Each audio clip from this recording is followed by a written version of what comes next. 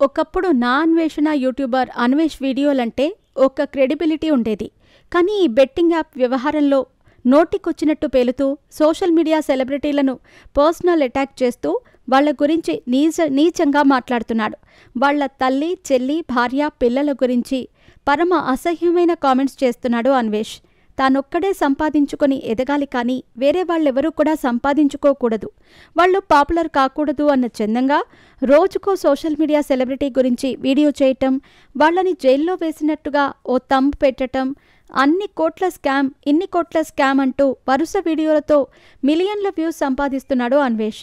అయితే రీసెంట్గా పహల్గామ్ దాడి ఘటనతో బిగ్ బాస్ హోస్ట్ నాగార్జునకి ముడిపెడుతూ అతన్ని కాల్చి పారేయాలంటూ నీచమైన వ్యాఖ్యలు చేశాడు అన్వేష్. అంతేకాకుండా సోహెల్, మెహబూబులపై మతపరమైన వ్యాఖ్యలు చేస్తూ టెర్రరిస్టుల దాడికి వీళ్లే కారణమన్నట్టుగా మోకాలికి బోడిగుండికి మెలికపెడుతూ తన మత ఉగ్రవాదాన్ని చూపించాడు అన్వేష్. కాగా పహల్గామ్ టెర్రరిస్ట్ దాడి ఘటనపై స్పందిస్తూ నా అన్వేషణ యూట్యూబర్ అన్వేష్కి కౌంటర్ ఇచ్చాడు బిగ్ బాస్ కంటెస్టెంట్ సోహెల్. టెర్రరిస్టులు దాడి చేయటంతో భారతీయుడు అనే ప్రతివాడికి కోపం ఉంది. వాళ్లు దొరికితే చంపేద్దామన్నంత కోపంలో ఉన్నారు.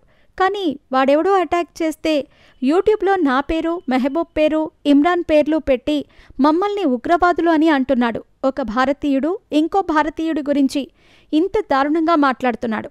ఇండియా అంటేనే భిన్న మతాలు, భిన్న సాంప్రదాయాలు. అదే బ్యూటీ ఆఫ్ ఇండియా అంటే. వందే మాతరం, భారత్ మాతాకి జై అంటూ పెరిగిన వాళ్లం. కానీ ఈ మధ్యకాలంలో ఎక్కడో జరిగిన దానికి ఇక్కడున్న వాళ్ళని మతం పేరుతో టార్గెట్ చేస్తున్నారు.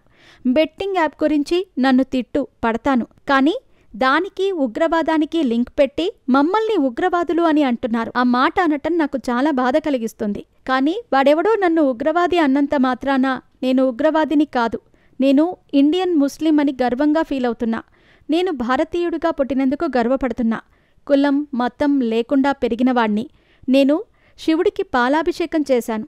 రంజాన్లో హిందూ ఫ్రెండ్స్ అంతా మా ఇంటికి వచ్చి ఖురాన్ చదివేవారు. గ్లాడ్విన్ అని క్రిస్టియన్ ఫ్రెండ్ ఉన్నాడు. వాడితో కలిసి మేమంతా చర్చికి వెళ్లేవాళ్లం.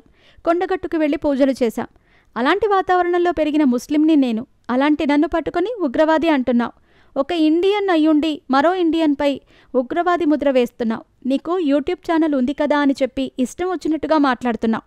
మనలో మనం కొట్టుకొని చచ్చేట్టుగా చేస్తున్నావు. మతం పేరుతో విద్వేషాలు రెచ్చగొడితే ఏం వస్తుంది? ఏం సాధిస్తావు? టెర్రరిస్టులకు మతం ఉండదు. మొన్న ఒక భర్తని ఘోరంగా ముక్కలు ముక్కలు చేసి డ్రమ్ములో వేసింది. అది క్రూరత్వం. ఆ క్రూరత్వానికే మనం టెర్రరిస్ట్ అని పేరు పెట్టాం. అది మతం కాదు. ఇస్లాంలో నేను పుట్టించిన మనిషిని చంపే హక్కు లేదని ఉంది. ఇది ఇస్లాం మతం మాకు నేర్పించింది. ఆ నా కొడుకులు రియల్ ముస్లింలు కాదు. నా తల్లిని పోగొట్టుకుని నేను 5-6 నెలలవుతుంది. కానీ నాకు టెర్రరిస్ట్ మరక అంటిస్తూ ఆ వైజాగ్ యూట్యూబర్ నన్ను దొంగన కొడుకులు అంటూ వీడియో పెట్టాడు. ఆ వీడియో చూసి చాలా బాధపడ్డాను. వాడికి ఫోన్ చేసి వీడియో డిలీట్ చేయరా అని అడుక్కున్నా. వాడితో గొడవ పడలేదు. వద్దురా, అలా అనకురా అని అడుక్కున్నా. కానీ వాడు డిలీట్ చేయలేదు. ఒక్క మాట కూడా నేను తప్పుగా మాట్లాడలేదు. వాడికి ఏం మెసేజ్ పెట్టానో మీరే చూడండి. మా అమ్మ రీసెంట్గానే చనిపోయింది. మీకు కూడా అమ్మ ఉంది. అమ్మ ఎవరికైనా అమ్మే అని బతిమలాడుకున్నాను. నేను వాడితో డిస్కస్ పెట్టుకోలేదు. నీ వ్యూస్ కోసం నన్ను ఎంత తిట్టాలనిపిస్తే తిట్టుకో. నా వల్ల నీకు వ్యూస్ వస్తున్నాయంటే నాకు సంతోషమే. నేను తప్పు చేస్తే తిట్టే హక్కు నీకుంది. కానీ నా తల్లిని తిట్టే హక్కు లేదుగా. నా తల్లి ఏం తప్పు చేసింది? అక్కడెక్కడో ఎవడో ఏదో తప్పు చేస్తే దానికి మా అమ్మని తిడితే ఏమొస్తుంది అంటూ ఆవేదన వ్యక్తం చేశాడు సోహెల్.